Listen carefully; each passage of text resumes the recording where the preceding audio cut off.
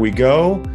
And once again, welcome to another great episode of the Jason Howell Company's Speaker Series Zoominars. We have an important show today in and around mental health awareness for all of us. Most of us have been connected to someone or some group of folks who've really had a need to be supported in this area. The veterans of our country are a certain group that has been very specific in the past 10, 15 years who've needed even more poignant help with mental health. With me today is Dr. Gordon Sumner of Veterans Moving Forward. In fact, he's the president and CEO of Veterans Moving Forward. He's going to tell us a little bit about the mental health category, how it affects veterans specifically, and really just give us some tools to see how we can help as people who care about this community. But before we do that, let's just talk to Dr. Gordon Sumner. Gordon, how are you doing today? Hi, Jason. Doing just great. So pleased to be here with you this afternoon. I've been looking forward to this ever since we were talking about it a few weeks ago. So the time has arrived and I'm ready to get started. And I thank you for being here. You've got a certain set of tacit knowledge. You also have a certain set of skills that I may not mention, but a certain bit of knowledge that I think we can all use to incorporate into this big concept of mental health and mental health awareness. So thank you for being here. How's your day been so far? Pretty busy or pretty lax? Oh, no, it's busy. Whenever you run a nonprofit like I do, it's a 365-day a year event. And you don't get any time off because you're always out trying to tell your story to everybody that'll listen, to convert everybody to become, as I call them, true believers in your organization, because I then want to get them to become donors, because as a 501c3, that's how we survive. And we'll go into that in a little bit. But for our service dogs that we provide for veterans, people have this misconception that there are federal dollars or other ways that we can gain funding. And it's not true. We live by donations from corporations and individuals, businesses.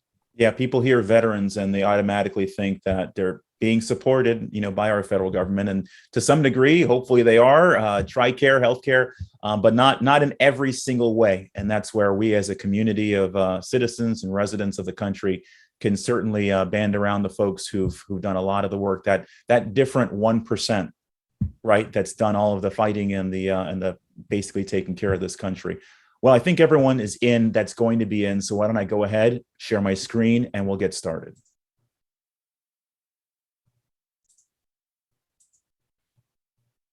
All right. Well, this is the end of the screen here. If you came to mental health awareness service to service members, then you came to the right Zoomnar. And as I said before, we've got Dr. Gordon Sumner, President and CEO of Veterans Moving Forward with us. Dr. Sumner, I'll call you Gordon for the rest of this. Thank you so much for spending some time with us today. And of course, this will be available on the World Wide Web for, I think, a very long time, maybe forever. So you're doing a service just by being here. Before we get into our Q&A, let's just have a word from our sponsor. And our sponsor is the Jason Howell Company. We help you feel good about your money, and we do that in a few different ways. Besides these accolades that we've had over the years, we've honed down into 3 areas where we're distinct from other financial planning, wealth management, family wealth advisory firms. Number 1, we work specifically with the family on their values, on their standards, on their principles, and we create a narrative separate and apart from the financial plan. Some folks call it an ethical will. We call it a family constitution. Next, most people have investments that they're really interested in life, and that is also the case in their portfolio. So we believe in sustainable investing, sustaining the values of our clients, and we get to have conversations with our investment policy statements about how to design a portfolio that matters to them.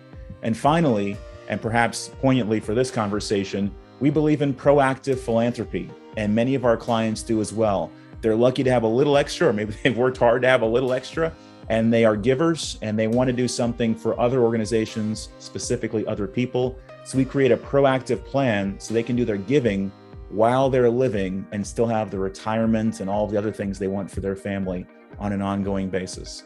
For more about the Jason Howell Company, just go to jasonhowell.com. And with that, we'll transition to Dr. Gordon Sumner. Well, I got to tell you, Gordon, this was a bio that I mean, it was really fantastic to read, and fascinating to just look at bullet by bullet point. I actually made bullet points so we could see this real time. When people come back and look at this, they can pause the video and just look at each of these individual things. Certainly a decorated veteran. So most thank you for your service and what you have done already for this country. Thank you for what you're doing for veterans today. I want to point out a couple of things besides all of the education, and maybe we should focus on the piano music education first. How did you decide that music was your thing, and how do you jump from being a musician to being a military person? Well, everything's a story in a story. Yeah. I always tell people I'm the poster child for God works in strange and mysterious ways. Because as you see, if you had tried to map out what I would call my life's career, it was going in different directions. And one of the things I've always told students, kids when I would work at the universities, don't think that what you're doing today is what you've got to do the rest of your life. You do what you want to do for the rest of your life. And it's a big difference. And so I started off taking piano lessons when I was 5 years old.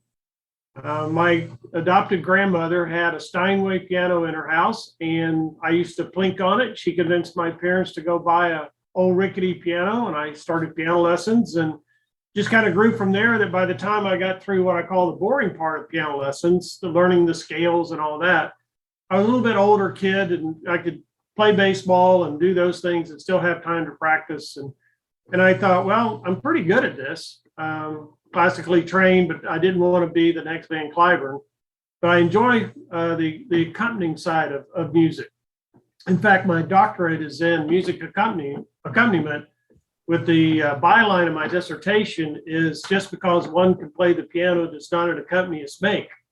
So my dissertation was on the skills and attributes of a choral accompanist, because I do a lot of choral work, a lot of church choirs through the years, things like that. Even in the military, wherever I was posted around the world, they always had a chaplain. So when I would go to church, I would tell the pastors there, the chaplains, that if they needed a pianist for the choir or a choir director, let me know. And if I could do it, I would try to help out. So I've been choral directors all over the world for different Army posts, which was always great. It actually got me out of the Pentagon a few times, because I was the guy down at Fort Belvoir for the Protestant service for a while. We always had choir practice on Wednesday nights. Well, you can imagine the Pentagon works on its own time.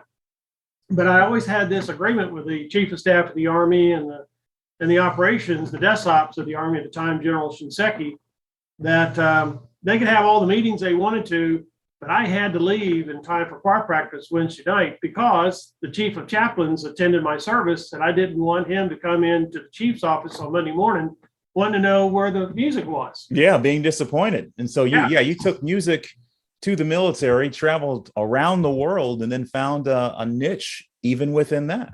Yeah, but as time marched on, we were still having the Vietnam War at the time. I had a very low managed to get an audience with President McKinley. Draft number. Sorry, I had a low draft number. And at that time, I thought, well, I'll go ahead and sign up for the Army Reserve, which I did, and then ended up getting into the Army on active duty. So as I said, still kept up my music, but I ended up making the Army a career because I was able to do something else, something exciting, and combine the two. So that's why it's a little different for most people, but I had a great time. I'd do it all over again. Yeah, and it takes people that are a little different to stand out in the position that you're in now and do the kind of different service that you're doing now.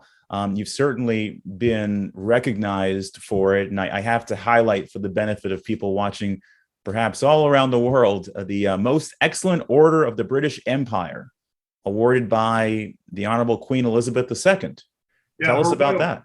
Yeah, Her Royal Highness gives out awards a couple of times during the year for the Jubilee, for her birthday, and then for the other time. And I happen, again, one of these deals where you wouldn't believe it, but during the Operation Urgent Fury, where we sent troops into the island of Grenada back in October of 1983, I was a captain assigned to the 82nd Airborne Division at Fort Bragg and was commander of the air cavalry unit that was on mission cycle when Operation Urgent Fury happened. So we loaded up, went down to Barbados, and participated in the initial invasion of the island to rescue the medical students. After the fighting had kind of calmed down a couple of months later, I had a visit by the commanding officer of the operation, Admiral Metcalf, and he had two one-star generals with him, what I call beginning generals. One was a Marine and one was an Army. And after we got done, we did the briefing, talked a little bit about it, met the gentleman, and then they left. So 3 years later, I get an opportunity to be assigned as an exchange officer to the British Army, primarily the British Army Air Corps, as a helicopter pilot. And I went for my interview in the Pentagon with this three-star general. So I reported in that day for my interview. And as I saluted to make my presence known that I had reported as required, the general looked up, returned my salute, and said, "Gordon, it's great to see you again." And I had no idea how that general was remembering not only me, but my first name. So I sat there and waited on him to finish what he was doing with the Rolodex spinning. And it finally dawned on me that the three-star had been that one-star general that had visited my operations there on the island of Grenada. And it was a guy named, I think you might remember him, Norman Schwarzkopf.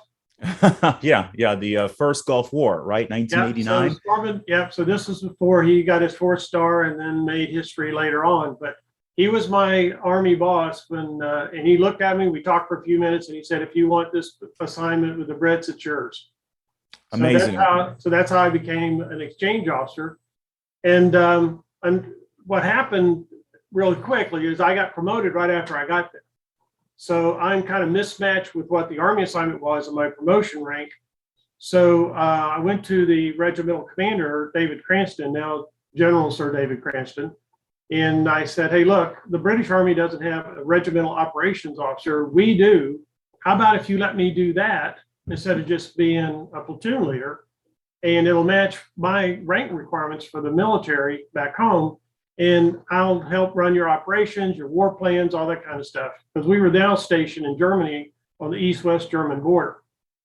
So he said, "Wow. Yeah, great idea."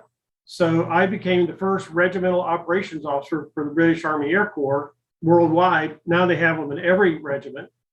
And then I did that for a while. And then the squadron commander for 659 Squadron, a Brit, was coming in to take over, was severely injured in a motorcycle accident.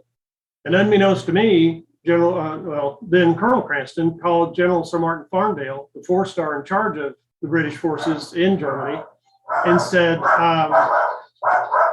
what I was afraid of."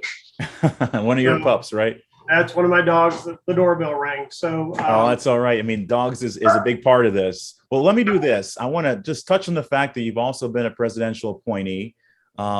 And so that's pretty neat. And it's not easy to get through, a Senate hearing. I guess you had to be a part of that. Well, this is a unique operation assignment time where I actually went to turn in my resume down to the what I call the transition team there in the Pentagon. And the guy looked at my resume and asked if I would be interested. And I said, yes. So the gentleman that I did my interview with happened to have been in the 82nd Airborne Division. So my interview with him helps to hang around a while, right? Yep. So he looked at it and said, "Since you were in the 82nd, I was in the 82nd, we'll find you a job." And that was basically it. That was the interview. Not so much what I had to do or anything. He says, "You were in the division, we'll find you a job with the Bush administration." And that's how I got in. All right. So you got your Dr. Gordon Sumner, you've got a musician, you got military man, you got a long career in the military. I have his email address right underneath his name because I want anyone that's here now or later to be able to reach out to Dr. Gordon Sumner and have a conversation with him. If you're smart, you'll talk about his career some, and if you're very curious and giving, you'll also talk about his organization, Veterans Moving Forward. So let's transition to that. Our topic today is really about mental health. And in these Zoominars and these speaker series, it's always helpful to have someone who is credible, someone who's been a part of a particular topic and who has taken some action. And those are all three describe you, Gordon. So could you, just for the group here, give your, and it doesn't have to be dictionary, but your definition of mental health? Well, there, as you said, Jason, there's all kinds of medical definitions, all kind of categories that involve around mental health and the service of mental health. For me, somebody that is having challenges with mental health are those who really are internalizing a lot of their issues. And so they need to be able to reach out to others and seek that help so that they can maintain their happiness, their soundness, their humanity in some cases where they feel like they're still part of the human race. I mean, there's a lot of different areas that we could go in. That could actually, just that one question could be an hour podcast one day. How about that? Well, I mean, maybe it's easy to crystallize it a little bit with the veterans that you've seen, that you've worked alongside, that you have served with. How do you see that in and around the veteran community, the challenges with mental health? Well, a lot of it that we witness, especially with veterans moving forward, are those veterans that are dealing with not just mental, but as well as physical challenges. A lot of the veterans that we deal with are having serious PTSD type issues where they are feeling isolated.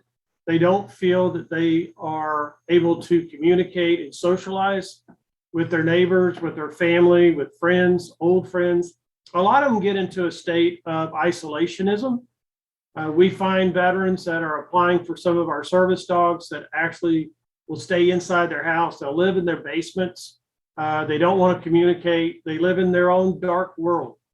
And so one of the things that we try to deal with is to help them get out of that state of depression and give them a purpose. And that's one of the things that I've discovered working not just with this organization, but with other organizations that deal with suicide prevention and the studies of neuroplasticity, resiliency, that whenever you can give somebody a sense of purpose, that's when you're going to see a major road to recovery, because now they're focused on something outside of just themselves. And as long as they can get out of that darkness, where they're not looking internally all the time, but they have the sense of purpose where they can go forward and do something, that's where we start to see full recovery, especially with those veterans that we're dealing with and veterans moving forward.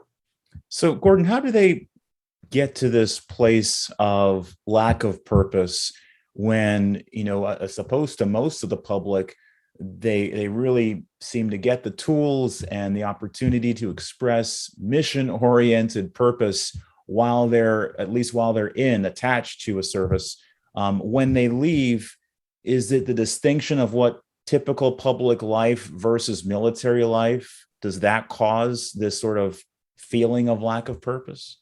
Well, because we deal primarily with the veteran side of the house, and I don't really work like I did many years ago, kind of an offside doing with some civilian stuff. It's always been pretty much military. The soldiers, sailors, airmen, Marine, and even Coast Guard that we have coming through our program, it's things that they've done, places they've been, and scenes that they've witnessed that they can't shake. Most of it combat related. Things that, while it's been glorified in movies, if you've ever been there and seen it in person, it's images that you just can't release. And they come back at some of the most inopportune times. The Vietnam era veterans, folks my age, it's when the Vietnam veteran would come home, a lot of them got busy really quick. We all went back to school, we had jobs, we started families, we came back to families. So a lot of those things that were there were put in a box, put to the side in the brain, and was able to focus because that sense of purpose was now taking over. You had something you could focus on. As this generation gets older, those things that occupied the space are now starting to evaporate. And so that's allowing some of these boxes to start drifting back and open. So we've got these little Pandora boxes that are starting to open up in a lot of these Vietnam veterans' heads. We have one guy in particular, I'll use Doc as an example, tried to commit suicide 3 times just because of his experiences. And why is that? Well, it's because he's now remembering and he's seeing things. He sleeps and remembers them through nightmares, through flashbacks. So we were able to give him a service dog. And now he's gone through some serious surgeries. He lost his father before Christmas, which is never a good time to lose your parents anyway, but especially around holidays. So all this is wrapping up. But you know what? He told me in an email, and then I actually was visiting him and his wife a couple of weeks ago. And he said that even through all of that, he never got to that level of depression where he even thought about suicide now that he's got a service dog. So those are the things that we see. The younger veterans, what we call the 9/11, the Afghan Iraq veterans, those are the ones that we are working with who have seen some serious combat, and it's still impregnated into their heads because it only happened just a few years ago. And it's very real, it's very relative, and it's very timely in their lives right now. And if you think about it, a lot of these kids, they're only in their 20s.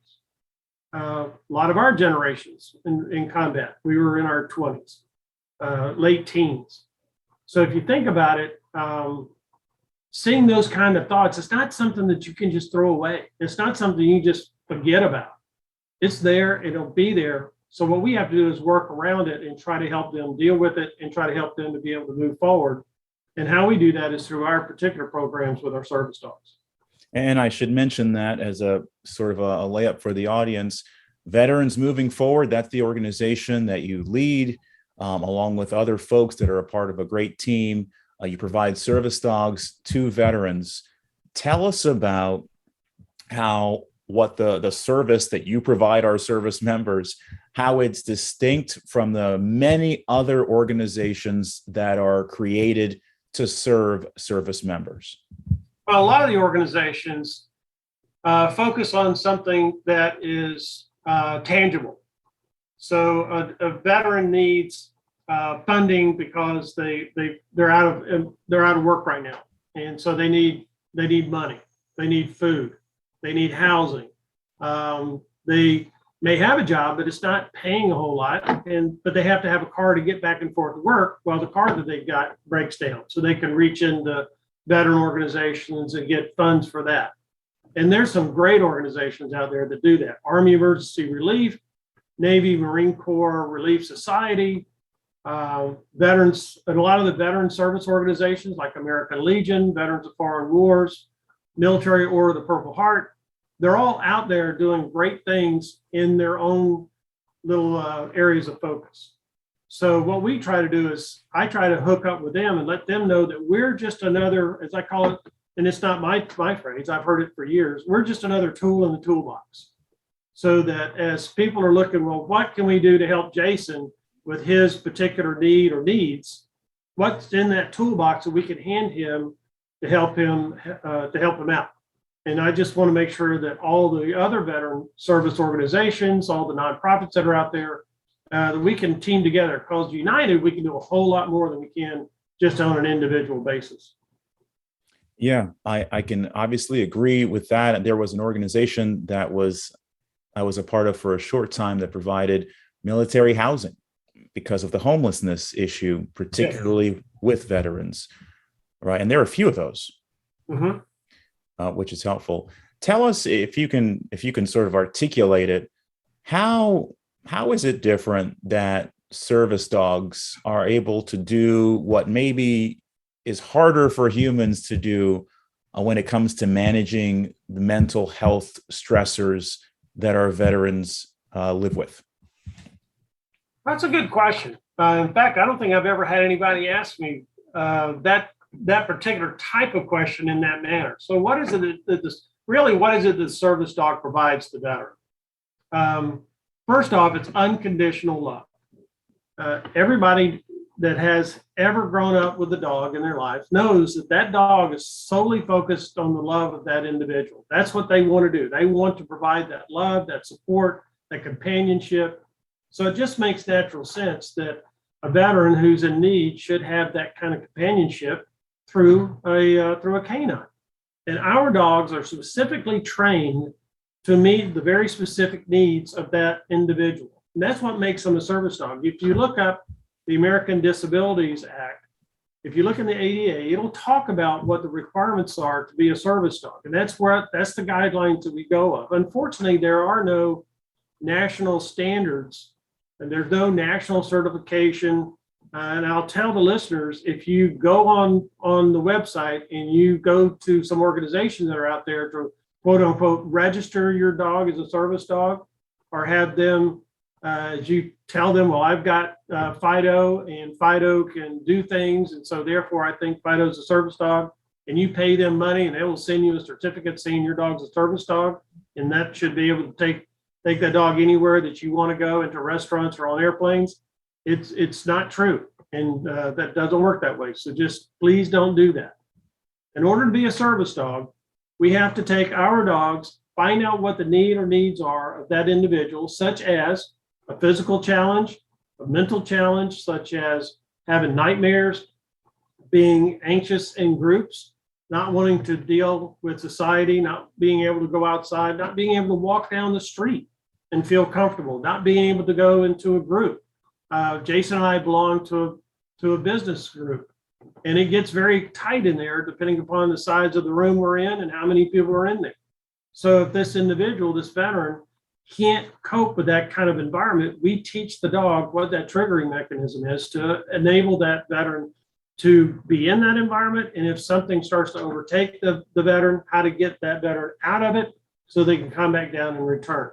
So it's very specific tasks that these dogs are trained on, either for mobility or the mental challenges that they may have. And that's what makes us different. That is distinct. And if I were a better person, I'd have pictures of the dogs instead of pictures of us here on the screen. I'll have to correct that in post. Yeah, they're a lot cuter. Yeah. It's not our fault. We got older. Are there enough therapy or skilled companion dogs to meet the mental health challenge that so many veterans are facing? No, absolutely not. And I'll give you a couple of examples as why I say no. Right now, because of I'll just call it the lack of funding, we can only train 8 or 9 dogs at a time. And that's in various stages. We pick the dogs up at 8 weeks. We train them for 2 years. And at the end of that, between that 18 to 24 month window, that's when we start to pair them with the veteran, as we've identified the skill sets of the dog and the physical or mental challenges of the veteran to see if they might make a good match. And we try to put them together. And we actually allow the dog to pick to see if the dog will accept the veteran.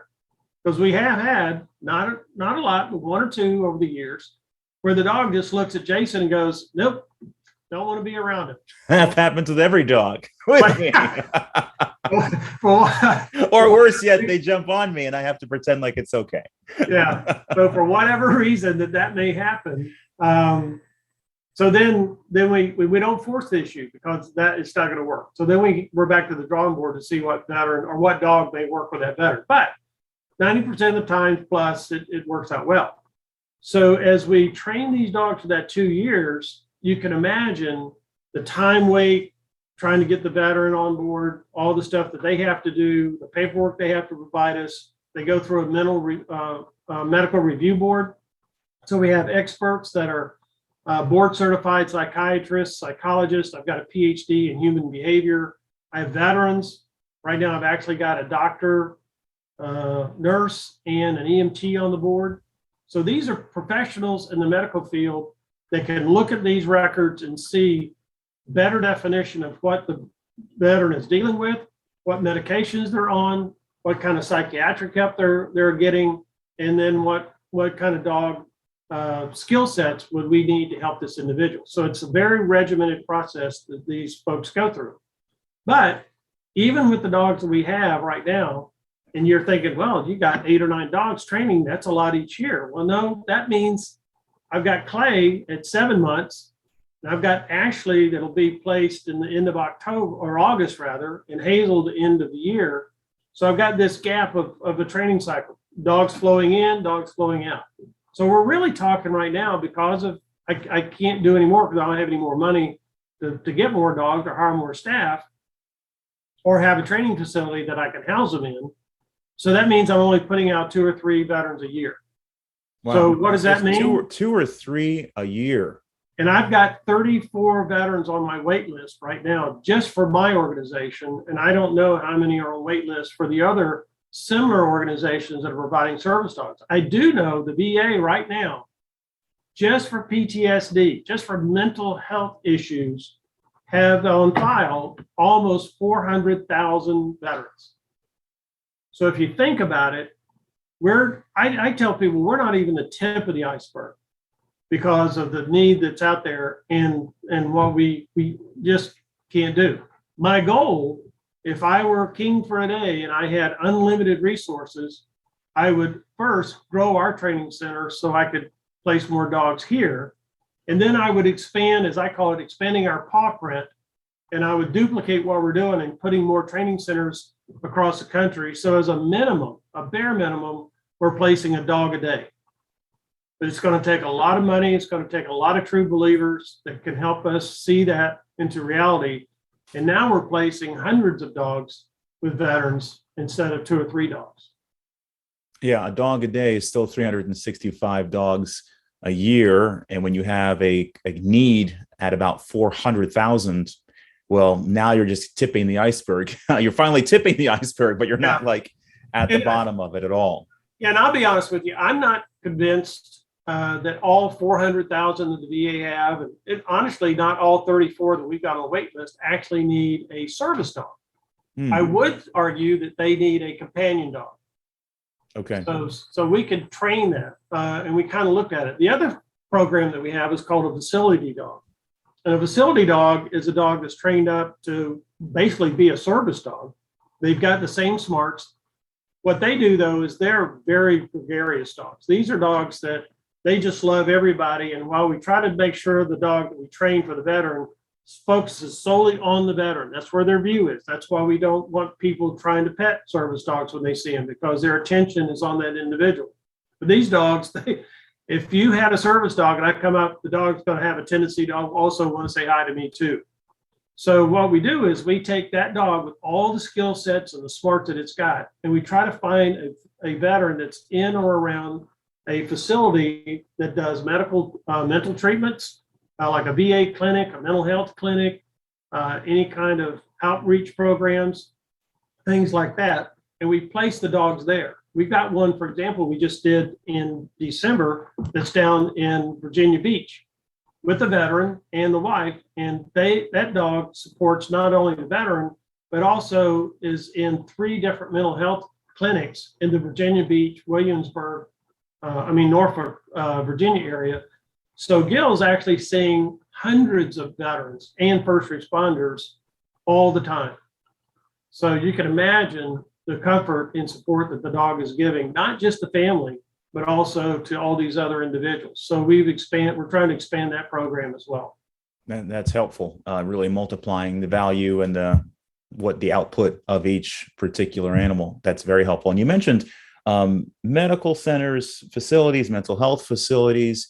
If someone watching knows a veteran that could use this kind of help, how do they reach out to be on a list? Where can they go? Veteransmovingforward.org is one website. Is there a master site of service dog opportunities for these veterans? No, unfortunately, there's not. Okay. And this is kind of the question that I want to ask, but I'm very weary of the answer. And that's, how do we get a central database of qualified organizations like Veterans Moving Forward that they're doing the right thing with some kind of oversight, be it federal government oversight, VA oversight? What kind of national certification programs can we do right now? There's an organization out there that'll tell you that that's what they do, but they don't.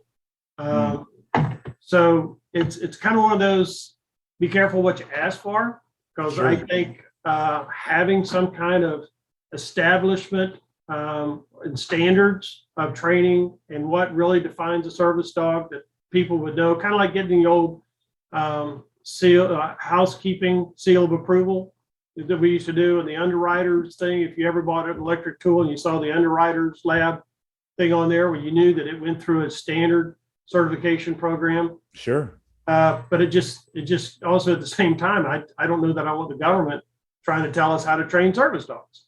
Yeah, So, it may be some kind of private sponsored entity. Like in our world, we have the Financial Regulatory Authority, which is a self reporting organization, and it's an industry organization, maybe something like that. Well, you touched on a couple of things that are needed. You mentioned your king for a day and what you'd like to do. What is next, since you are the head of this organization, veteransmovingforward.org? What is next for your organization? Well, what's next for us is, as I mentioned before, increasing our donor base.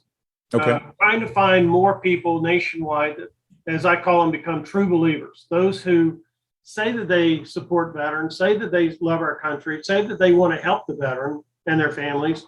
Well, then do it. Because as I told you earlier, when we were chatting, that there are no federal, state, or local government dollars. There's this misconception that because you're a veteran and you need a service dog, you can get one from the Department of Veterans Affairs. Nope, not true. So the only way the veterans get support is from organizations like ours, through nonprofits, 501c3s that are doing this kind of work to help our fellow veterans, and especially my fellow wounded veterans. So trying to get a cadre of true believers that not only donate, but make sustaining monthly donations.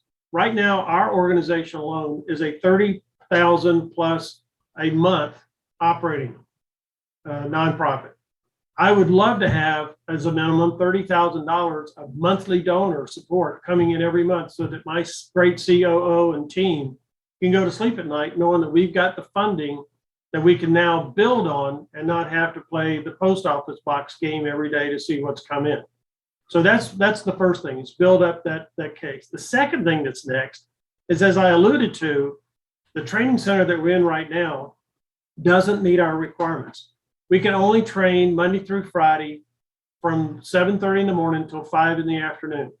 We have no place to keep the dogs at night. We have no place to put the dogs behind us in the backyard somewhere, because we're in the middle of an industrial park right outside the Dulles International Airport here outside of Washington, D.C.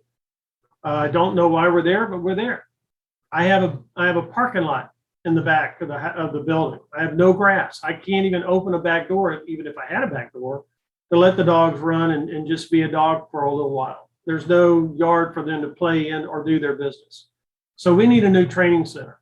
That training center is going to involve quite a few millions of dollars to find the property up here in Northern Virginia, build an 8,000 square foot training facility with all the outdoor space and accoutrements that we need to do the adequate training. So we're going to be working very hard to find, again, the bigger true believers, the major donors, to help us achieve that goal. That will allow us to increase our training capacity. And then as soon as we can do that, it will allow us to do more dogs. Last but not least, we had started it right before COVID, but we wanted to see how we can reintroduce what we call our comfort dog training. So what's that? That is where we encourage veterans to rescue a dog or obtain a dog through some other means, because the veteran doesn't necessarily need a service dog, but they could use that companionship. But those dogs need to be trained so you can take them outside and know that they've got at least the basic skills, the AKC Canine Good Citizenship level training. So what we want to do is start that up with a part-time trainer, allow the veterans to bring those dogs to the same 6 weeks course that you would pay $1,000 for other corporations to do it. As a veteran, you bring it to us, we'll do the course for free. If you're not a veteran, you're a civilian, we'll do it for you at a fee for cost service. It'd be a lot less, but at least it'd be enough to cover the expense of your training, a veteran's training, and pay the overhead of the facility. That way, from a donor viewpoint, you're looking at not just placing, making great donations, and we're doing a couple of dogs a year, or last year we did 5 dogs, but 2 to 5 dogs a year. Now we're saying, well, we did 4 service dogs, 4 or 5 service dogs, 2 facility dogs, and 100 and something comfort dogs. Mm-hmm. And that's how I want to build the program. So really, that's what's next. It's increasing our monthly donor base so we can cover our $30,000 a month operating cost, build on that through more fundraising so we can build our programs out, get a new training center so we can increase our capacity and start being able to duplicate that over the next few years so we can increase those paw prints and train more dogs across the country. And then last but not least, start back our comfort dog program. All in service to our service members who've already given so much. Correct. It makes sense to me. I'm going to stop the share here. Dr. Gordon Sumner. I actually like saying that. Dr. Gordon Sumner. And before we transition to the end of our time together here today, I'd like you to share maybe what one thing someone can do at this point. You mentioned really important pieces there, but what's one thing someone can do to start to get involved with mental health awareness, maybe with your organization, maybe others, so that at the very least, we are aware of that 1% of our community who have given so much?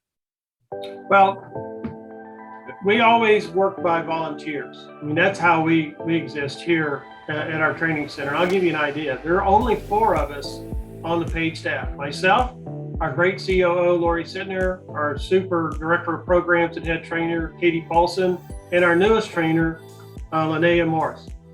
All the rest of the work that we do, from office management, our donor management system, our outreach program, events coordination, puppy raisers, puppy walkers, puppy sitters, it's all done by volunteers. We're very fortunate that we have a nice cadre of volunteers. Last year, we had over 50 volunteers that logged a little over 15,500 hours of volunteer service to veterans moving forward. And that's the amount of hours that they physically put into our volunteer capture system. And I suspect it was probably a lot more because they either didn't think about it, they forgot to put the hours in, or they just went, no, they're just, I'm just happy to do it. They don't really care. Sure. So I'm trying to make sure that they do better this year so I can tell their story. But even at that, 15,500 hours of volunteer service. That's in the Commonwealth of Virginia, what they tell you how much that is per person. That would have been me hiring 8 people. How much salary that I didn't have to spend with 8 people. Yeah. That's how much work we got. So that's one of the ways that the people can do it. They can volunteer off of our website. It says, how can I help? Volunteer, submit the application. It hits our office immediately, and we'll contact you and add you to the list. Tell us what you'd like to do. A way that you can also help is, besides donate, attend our fundraising events, host a fundraiser, have your company put together a fundraiser event. We'll support it. Those kind of things. If you would like for me to come wherever you are, not just in the Northern Virginia area, but I'm willing to go if it's going to be a big event. I'll be there. We'll see if we can even bring a dog team to do it. If it's worth the effort to get out there, we'll do that. A great way that people can support us, and it doesn't cost you a dime. Smile Amazon. Everybody's still buying Amazon. All the businesses out there are still purchasing through Amazon. So instead of doing it through your Amazon Prime, sign up for the Smile Amazon site with Amazon. That's their charity site. And what you do is you register your Prime site through the Smile Amazon. Now, when you order through Amazon, go through Smile Amazon. Every time you make that purchase, we'll get a donation, a percentage of that purchase as a donation from Amazon. It's not a whole lot, but if I can get a bunch of people, a lot of businesses, especially those that are ordering literally thousands of dollars every week, I can get those. It'll all add up. That's free money from Amazon. It's just sitting there.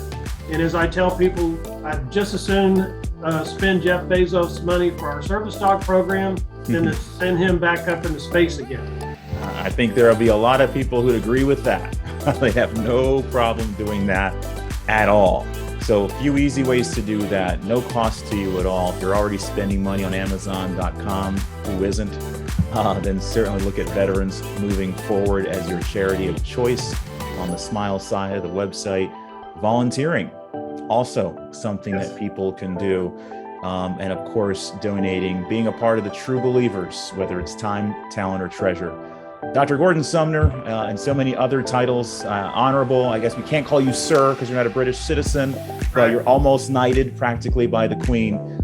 Thank you for being with us. Thank you for educating us. And please do have a meaningful weekend.